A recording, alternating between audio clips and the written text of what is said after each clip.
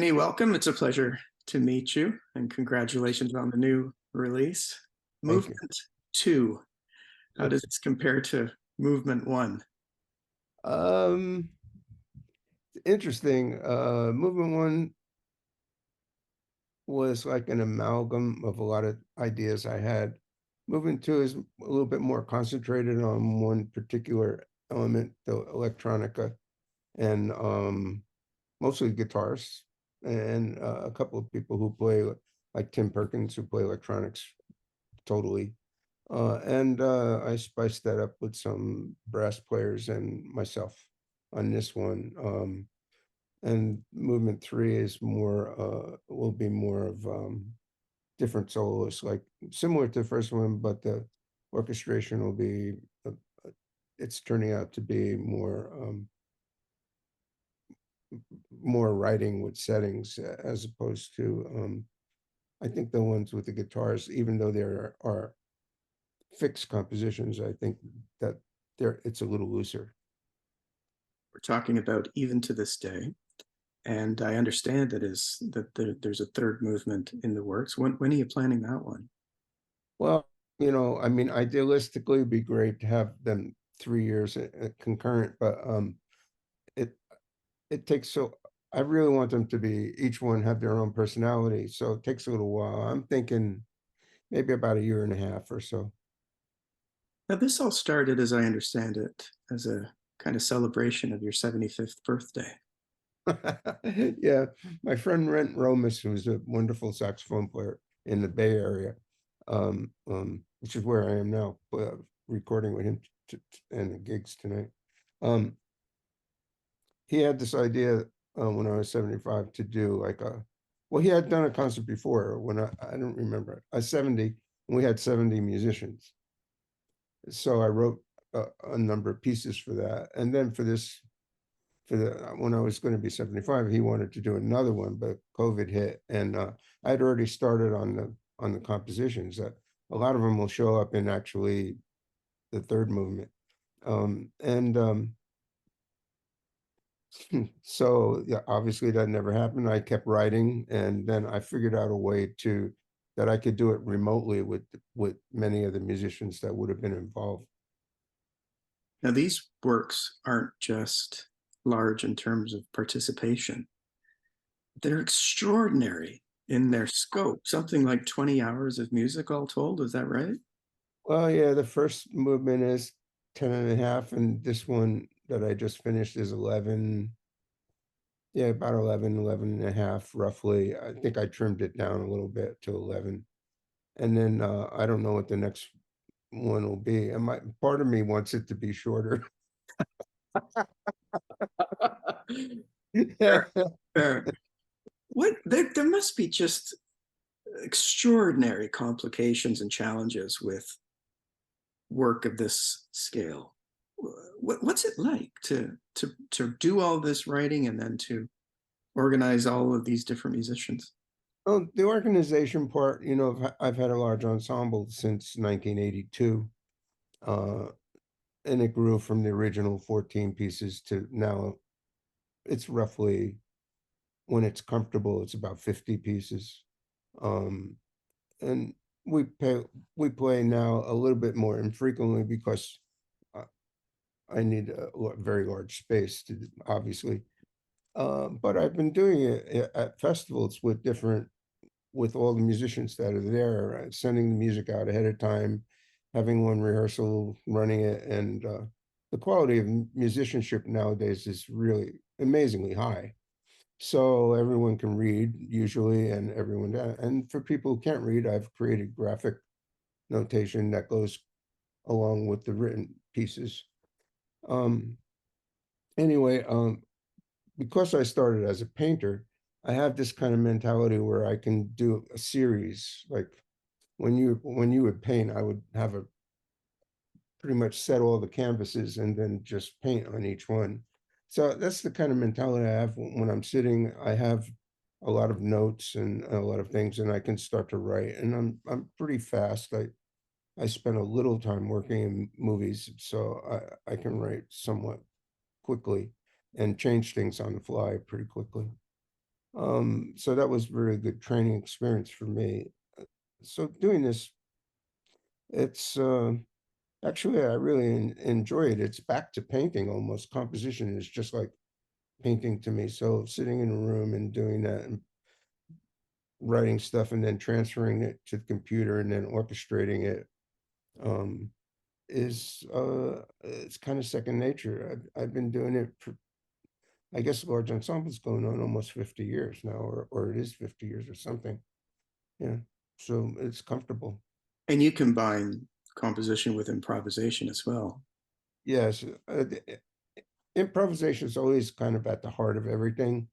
Um, and that leads me to get certain people to do things in the compositions. I not only want what they do, but like I want to give them the opportunity to do something they haven't done.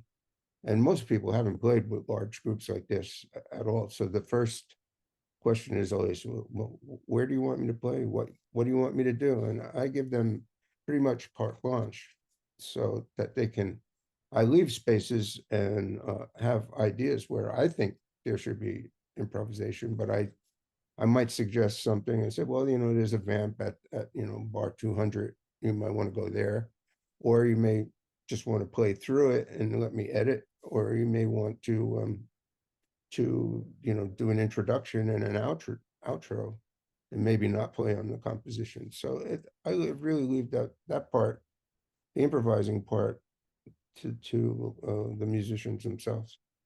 Which is asking a lot, I imagine, at least for some, that must be somewhat intimidating. Yes, for most people are used to structure, specific structure. These structures are mine, so they have. I mean, I don't. I've I've learned from my compatriots that I don't think musically often. I think more in terms of visuals. I don't know if I totally agree with that or not, but color is a big thing in when I write. So I want people to use all the colors that they can do with their instruments, and if they can't do it with those colors, they need to find new colors, and that means different techniques, or maybe using something on top of the strings, for example, or brushing them. Yeah, I mean, whatever they can come up with that'll fit the composition.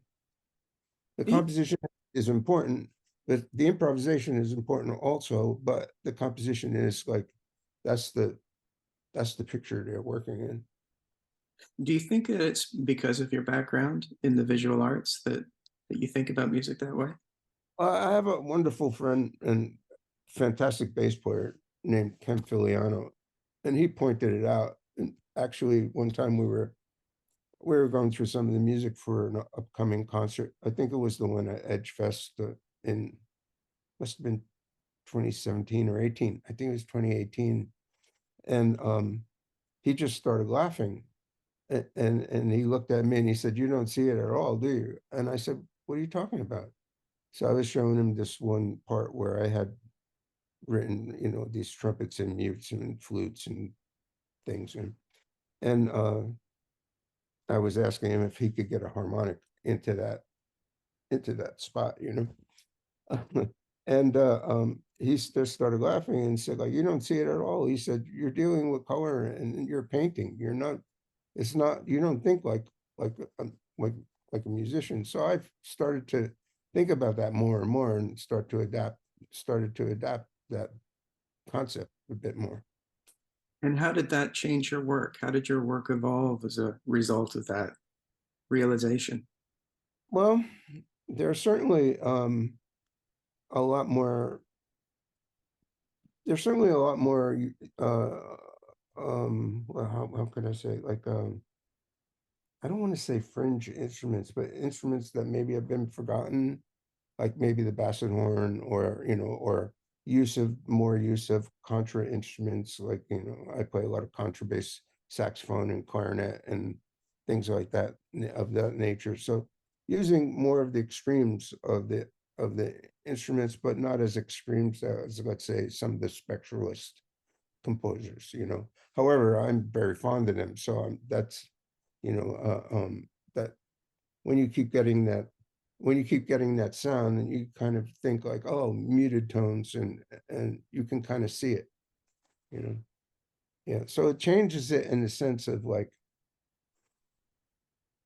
I can kind of hear who I want, who's going to improvise in these settings. And you know, I mean, a lot of people never have the opportunity to work in an orchestral setting, so this is very unique to them. And like you say, it is intimidating for a lot of players, but for other players, you know, they just sometimes just do what they do, and it's perfect. Other players look for new stuff to play. Like I remember Sarah Bell Reed, the trumpet and electronics player. She just created a space for herself with the trumpet, and she said, "I just felt like I shouldn't play a lot," and it worked perfect, and it was just perfect, you know. Hmm. Yeah. Another woman viola player, Cassia Streb. She actually is Canadian. She yeah, her sister plays viola too, I think. Yes, her sister played viola too, but I forgot her first name.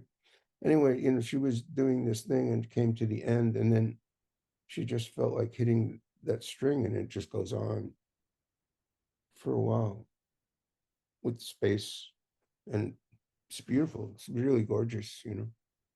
Are you writing with specific musicians in mind very often versus simply the instrument? Yeah, I like to work with bands, and so I I I know the people that, you know. I mean, I know the people either by reputation, and I do some research and I ask them, you know. For example, I had played a long time ago on movement, on this second movement. I had played a long time ago with Chaz Smith, who was at that time a pedal steel player, but he had moved on to making his own instruments. And I just felt like his sound and the instruments he makes would be perfect for this one spot. And he did, I think he did, he's on 4 tracks, and he was brilliant. So I I had an idea for that. Also, like when I wrote 1 or 2 pieces for the second movement, Cheryl Leonard is a Bay Area musician who makes her own instruments out of found um, artifacts. She's one of the few people who have ever been allowed to take some small stones and bones that she found from Antarctica, and made these little modules of sound with this with these pieces that she found while working in different parts of Antarctica. Yeah, yeah. I mean, just that image walking around in Antarctica is amazing. But she made these bone structures, and these other like a flute made out of kelp that she had found, and all kinds of beautiful uh, ethereal sounds, you know. So then this setting has to be very delicate for someone like her and stuff. So that when I'm writing that piece, that's what I'm thinking. You know, I can kind of hear the sounds that she makes, and my job is not to overpower her sounds, but yet find some kind of like equilibrium that can function with a musical idea. There's a real spectrum, it seems to me, in your work between these large ensembles and those more subtle, nuanced recordings, um, trios, duets, and so forth. What is the appeal to you at either end of at both extremes? What's the appeal of the large orchestra versus the small chamber music setting?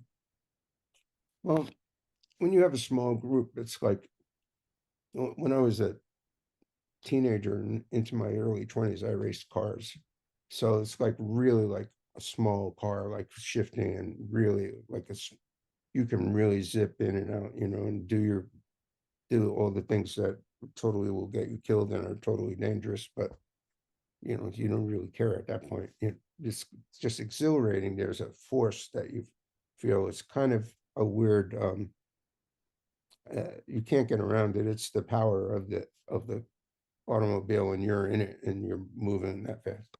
With an orchestra, that's like a big 747 or a Globemaster airplane. You know, it moves really kind of like slow and lugubrious, but you can make it so that it's graceful and agile, if you write with it. But then you never want to get away from the fact that it's, you know, here's 100 people all playing together, moving, like really moving, you know, really moving an object, and really getting that force, and that force has more power. When you have that many people with unified together, the sound has a power that you can't match in any other way. I mean, even if you use a guitar with, you know, 4 Marshall stacks, the energy you get is still an electronic created energy. It's not the same as 105 humans pushing one note sometimes. I mean, that's what makes people's work like Chelsea and stuff so amazingly fantastic, you know, like otherworldly. You know, when you hear those sounds and textures, it's like, yeah, that's what you want. And there's no way to get it unless you have 3 or 4 timpanis and some taiko drums to get like that really, you know. Yeah, you need it. It's something that you've written. What is that like to stand in front of that kind of power, that enormity, and it's something that you built? Well, it's not, you know, I mean, I had to do it, you know, I mean, sometimes it just makes you, I had to do it with, you know, a lot of sampled instruments, but even when you have the 50-piece group and that's going, you know, there's like, it's, you know, you just feel that, you know, I mean, in those cases when it's like much more written music, I'm usually playing in the orchestra, and that you get swept up in that whole sound. When I have to conduct, usually anytime I'm doing a concert outside of LA, I wind up conducting. So then you really feel it, and it just makes you laugh. I mean, sometimes you're just laughing and singing along with the band. You know, I know you're not supposed to, you know, you're supposed to be really conducting, but like you just get swept up. It's just huge, you know. I've heard it described as feeling like you're inside the music. I would imagine it's like being inside one of those the last chamber of the chambered nautilus, where you know how you move from cell to cell to cell, and then the last cell, you know, you can put your ear to it and hear something like that. I would imagine it's like standing in front of the last cell, and it just it's all just coming at you, you know. What do you look for in a musical partner, a performer, or perhaps someone that you're writing music with? What are the qualities that you seek out? I like players who don't ask questions and just try to go for it. So, you know, and also I like players who ask questions. Like I mentioned Ken Filiano. He's questions all the time, but his brain works in a different way from mine. So it's lovely to have him as like a, you know, second in command a lot of times. You know, he has um well, he can do just about anything with the bass. That's the first thing. I mean, he's like I'm picking him because he has all the attributes. I mean, he can play inside and outside, so he can play changes and play freely, and he can play freely inside playing the changes, and his time is very good. And also, he's very comfortable playing orchestral music and playing uh, what people call jazz, you know. So he's a very comfortable musician who puts in a lot of work. And when he shows up, you know he knows the music. There's no question. So I like people like that. I like working with people like that, you know, I mean, because, you know, coming to music a little later in life is there's always this there's always this thing about you know, like not knowing enough and such. So it's good to have somebody who knows just about everything to bounce ideas off and interact with, you know. Wayne Pete's the same way. He's the plays keyboards and piano on a lot of the cuts on both movements, and he mixed and mastered the music. So he's a really good foil. You know, he might say like, you know, that's pretty dense, or something. He says, you know, or I might say like, I really want some instrument to cut. He said, that's pretty dense. I don't know. You know, he'll give his viewpoint, and I appreciate it, and I listen to him because he's like like a Rudy Van Gelder guy when he's in the studio. You know, he really knows his stuff. You need that kind of frankness and openness with a collaborator. Oh, for sure, without a doubt. You know, I mean, um, I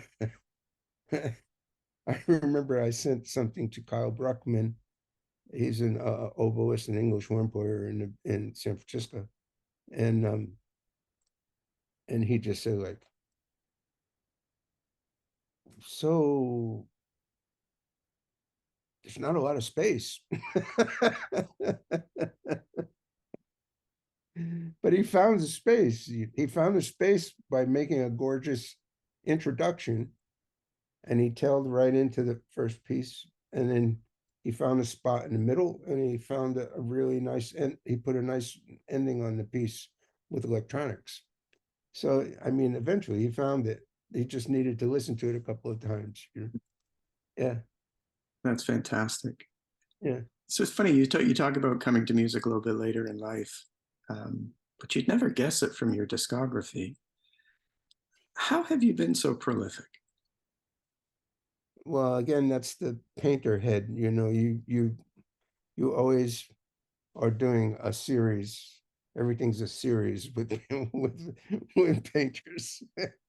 I've been fortunate because people have, you know, enjoyed what I do on the instruments, and I've been lucky enough to have people who are supportive in many ways throughout my entire career. You know, I mean, um, I remember talking to Bobby Bradford about this. I said, he happened to mention something because I said, oh, that's a recording came out that we had done in the 70s, and um, I said, oh yeah. I said, what'd you think of the recording? He said, well, you know, blah blah blah blah. Blah. I said, yeah. I said I was wild and woolly in those days. I'd try anything. He just said that's what we liked about you. So I think that kind of attitude where you know, I can't, coming into it, I had no idea that it was supposed to be difficult to switch from, you know, a bass clarinet to a piccolo. So I just found a way to do that. I found it difficult to to to play piccolo after playing bass clarinet, but I worked on it and figured out a system that I could do that when I practice. I can do that, you know. But it's not something I want to do all the time. It just happened to be. I just did it and had to figure it out. So a lot of things I was just naive about, and wound up it's worked in my favor. There's a lesson in there about creativity, I think, that can be applied more broadly than just music. Do you think about creativity and how to sustain it? So many of us have difficulty being creative, at least on a consistent basis.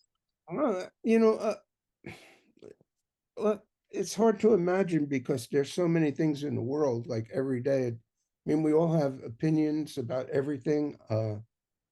Certainly, we want to express our feelings about it. I mean, that's a creative act. I mean, just wearing a, colorful shirt sometimes is a great creative statement, I think most people take a lot of things for granted and don't really think about the seriousness of everything you do, and the effect it has and how it relates to another person and stuff like that. I mean, it's not a thing of like being, puritanical, but it is a thing about thinking about like, the environment you live in, the environment you create for others. And it's very important. So with that in mind, I mean, it's pretty hard not to be creative because you see so many examples of creativity. I, I mean, again being fortunate. I teach at Cal Arts, and the faculty is amazing, and the students are always coming up with something. And you go, whoa, what? Whoa, that's cool, and it's it keeps you stimulated in that sense, you know. We know a lot about the health benefits of continuing to work past what a lot of people think of as a traditional retirement age, mid 60s. Mm. You're a prime example of that.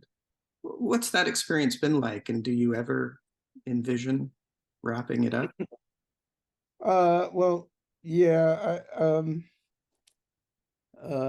I got hit with a couple of illnesses in the last year and a half, and I didn't know what the outcome would be. So I I had thought about it then, like, going into retirement seclusion and giving things up, but I came through it, and uh, I don't see any big reason to slow down.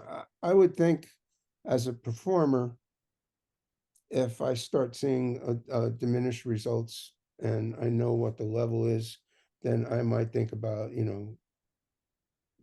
putting that aside and just writing or going back to painting or something like that. I mean, there's always something else you can do. You're not. I mean, humans like to identify with one thing, like I am a this.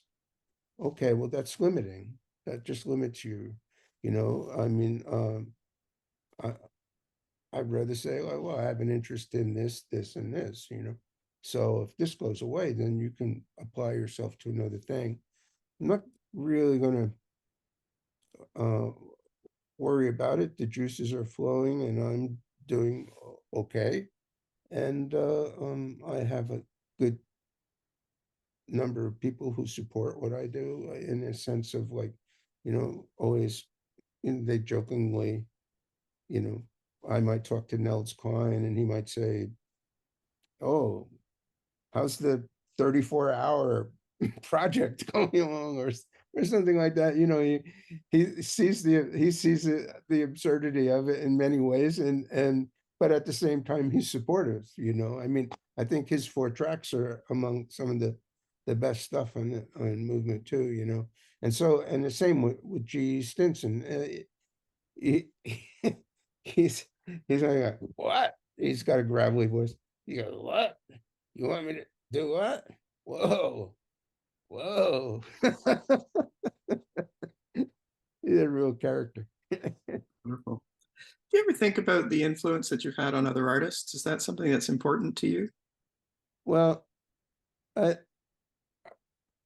I remember once Bobby Bradford told me he was on a tour with a bunch of younger musicians, and they were all talking about their contributions to the art form and blah blah blah, and he just sat back and was listening, and he just told me about the story, and it didn't. There was no value judgment or anything like that. But he said, like, he just said, like, those people are awfully young to be thinking like that.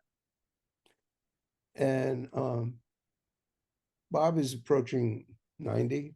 He's 89 now, and he still plays his ass off on cornet. You know, the brass instruments aren't like playing the woodwind instruments. The woodwind players can play for a long time. Brass instruments are very physical. And you know, I mean, you can see like there's a certain difference in his sound and a certain stamina thing that maybe not be as prominent as when he was, 40. But the meaning and the notes are really like quite amazing. So I prefer not to think about any of that stuff. And it's nice when students come and they tell me I might have had a good influence on what they do, but I prefer to be looking like at someone like Bob and seeing hopefully that I can follow that kind of more of that kind of example and not really think about what I've you know you start thinking about what you do, you get very complacent, and then you start to think that people owe you something. No one owes you anything just because you're making music or making a painting that's your choice.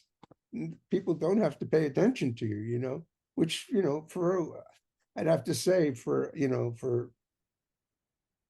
most of the people who live on any place except New York City, that's the case. Their work is mostly ignored. I mean, Canadian artists, unless they move to America like Paul Bley, or someone like that, are usually not mentioned too much. Sonny Greenwich, who mentioned Sonny Greenwich? When is the last time you heard anybody say anything about Sonny Greenwich? Probably one of the great, guitar players of the last century. Okay, so there's that. I mean, musicians from Italy, I don't hear about them. I don't hear about people from Finland, or well, I hear from Finland because Rent Romus is Finnish, and he talks about them all the time. But you know what I'm saying is like you don't hear about Karo Abe in Japan or any of that. You don't hear about this. All we hear is like a very myopic situation, and that's not the case. So um, if you start thinking about that, you could get bitter in a big hurry. And And so, and right. So for most of the players that I talk with, it's like, let's just do more projects and leave a body of work that just can't ignore it. that's something that comes up a lot when I talk to artists like yourself. That to leave something behind feels meaningful, and I don't think it's egoistic. Although I guess there's some ego in there, but to leave the world with work that can be appreciated after you're gone, that's a big idea. It is a big idea. I mean, okay, look at two of the greatest. We'll take three or four musicians that we think are the greatest musician composers. Okay, you look at Miles Davis, amazing body of work that people are studying forever. Louis Armstrong, same thing. People love someone. People they like Miles Davis.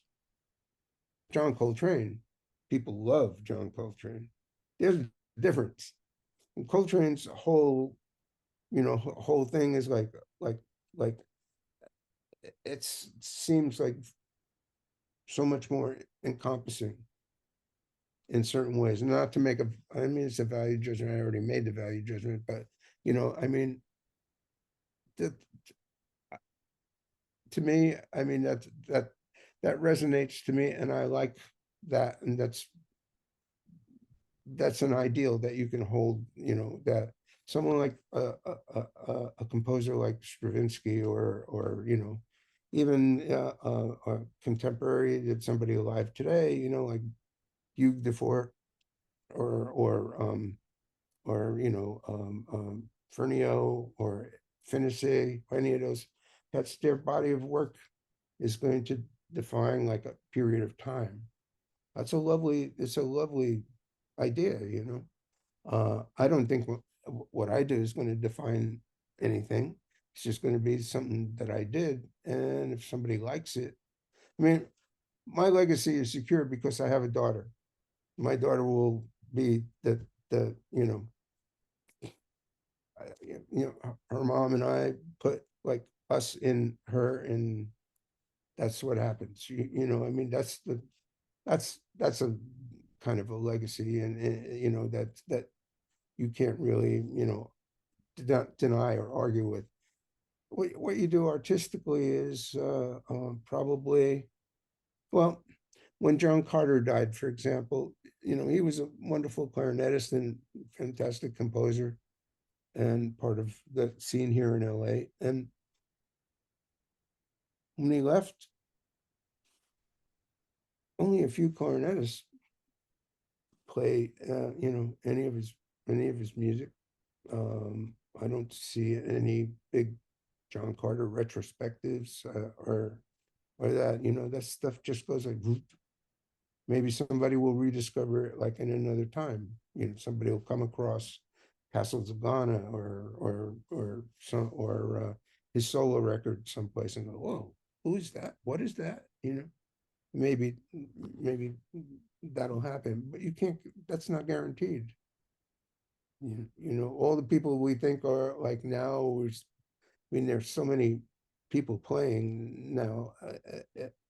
It's almost and everyone's playing at a high level. It's kind of remarkable, but I don't know what I don't know what some cats are saying that's going to last.